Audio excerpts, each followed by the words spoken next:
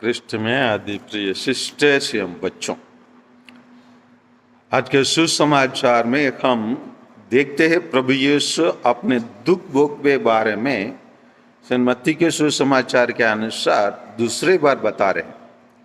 जो पहले बार बताते हैं इन अध्याय 16 में पेतरुस प्रभु यीशु को अकेले लेके जाकर समझाने लगा। उस टाइम पर उनको डांट पड़ा। इस टाइम पर उन लोग सब सुने हैं, यह सुनकर शिष्यों को बहुत दुख हुआ। प्रभु यीशु ये कहने के बाद उनके बीच में एक घटना होता है। वह घटना कफरनहूम आए।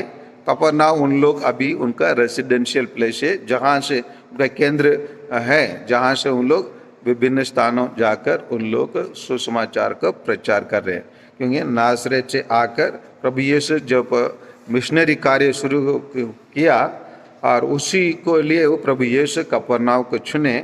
इसीलिए वहाँ जब आए और मंदिर के कर उघाड़ने वाले ने पेतरुस के पास आकर प्रश्न करने लगा। क्या प्रश्न किए? क्या तुम्हारे गुरु मंदिर का कर नहीं देते? कर क्या है? टैक्स है ना, देते नहीं देते। क्योंकि सरकार के बहुत सारे कार्य हमारे टैक्सों से चलता है। बहुत सारे, जैसे रोड हो, बिजली हो, पानी हो, शिक्षा हो, स्वास्थ्य है, ये सब कार्य हम लोग जो सरकार के लिए देने वाले कर से होता है। इसीलिए उन्होंने प्रश्न किया और उन्होंने भी क्या, पेतरुस ने उत्तर दिया। उत्तर देने के बाद उन लोग आगे बढ़े। जैसे उन लोग घर पहुंचे, सीमोन पेतरुस से प्रभु यीशु प्रश्न किया। क्या प्रश्न किया? क्या तुम्हारा विचार क्या है? और वो बताता है कि अपने पुत्रों को नहीं देने के, कर देने की जरूरत नहीं है। किसको देने की जरूरत होता है? बोले पराई को देने। लेकिन इस पर यीशु ने उससे कहा, यही चीज को हम लोग को गौर करने की आवश्यकता है। यही चीज से प्रभु यीशु कैसे अपने आप को स्थापित करते हैं कि कोई भी बुराई वो करना नहीं चाहते, बुराई उदाहरण वो नहीं देना चाहते हैं। इसीलिए वो बोला, फिर हम लोगों को बुरा उदाहरण ना दे, इसीलिए तुम समुद्र के किनारे जाकर वंशी डालो, जो मछली पहले फंसे उसे पकड़ लो और उसका मुंह खोल दे और उसमें से तुम्हें सिक्का मिलेगा, उसे ले लो और मेरे तथा अपने लिए उनको दे दो। क्योंकि एक कर देने के बारे में पुराना विधान में भी नियम है।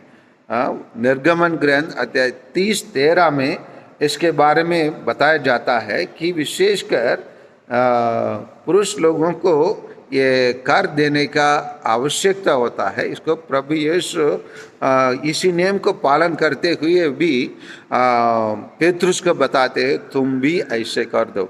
निर्गमन ग्रंथ चैप्टर 30 वर्स 13 पढ़ी।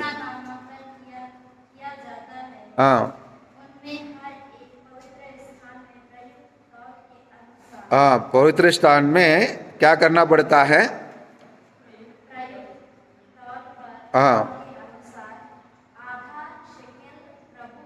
आधा शेकेल क्या करना पड़ता है?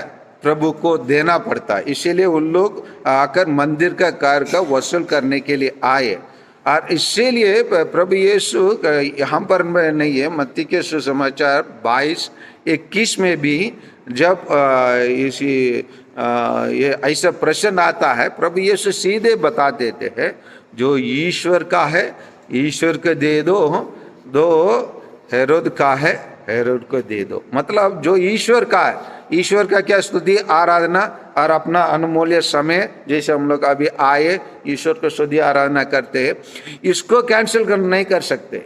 इसी को हम करते रहना चाहिए। उसी प्रकार जो हम लोग सरकार के लिए देना है, उसी को हम सरकार, इसलिए हम बिजली बिल बटाते हैं, पानी बिल बटाते हैं, और जो भी टैक्स लगता है, जैसे स्कूल चलाते हैं, मान्यता के जो शुल्क रहता है, उस सब को हम लोग सरकार के लिए देते हैं।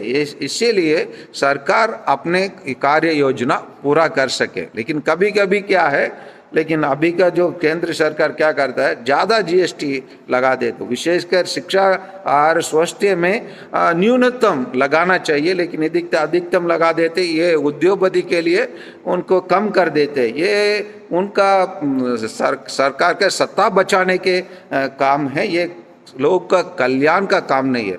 वास्तव में भारत में प्रियम्बल में उद्देशिका में बताया था, Indian government is a welfare government, social welfare government. Social welfare government मतलब सामाजिक कल्याण के लिए कार्य करने वाला सरकार होना चाहिए। कभी कभी उन सभी चीज़ों पर सरकार लोग ज़्यादा ध्यान नहीं देकर उद्योगपति के लिए क्या नौकर बन के उन लोग काम करते हैं। वास्तव में गवर्नमेंट सर्वेंट्स मतलब नौकर होते हैं, सामाजिक सेवा करने वाले होते हैं, लेकिन उन लोग कभी कभी अमीर लोगों का सामाजिक सेवा करने वाले हो जाते हैं, वो अलग बात है, लेकिन कर देना। प्रभु यीशु इसी से अपने आप को एक अच्छे उदाहरण स्थापित करते हैं। प्रभु यीशु बहुत सारे नियम को बदलते हैं, लेकिन कुछ ही नियम को स्वयं पालन करते हैं। आइए प्रभु यीशु से हमें उदाहरण पाकर हम भी उनके समान जीने के लिए प्रयास करें। आमीन।